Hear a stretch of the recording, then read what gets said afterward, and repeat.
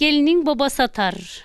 Gelin babası alını böyle biz 3 kişi tutarız. Ondan sonra Kul Vallahu Ehad okuruz. Ondan sonra o her okuduğumuzu kaldırıyoruz. Şu şekilde kaldırıyoruz. Evet, böyle kaldırıyoruz. Ondan sonra bir daha indiriyoruz. Bir daha okuyoruz, bir daha kaldırıyoruz. Bir daha okuyor, bir daha kaldırıyoruz. Ondan 3 defa okuduk mu?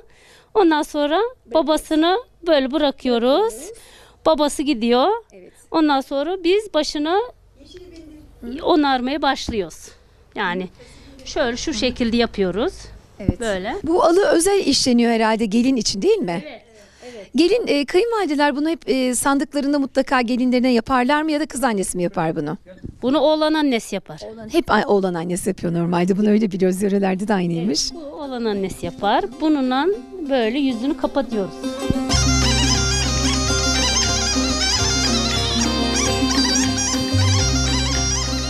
Pulularla işlenmiş.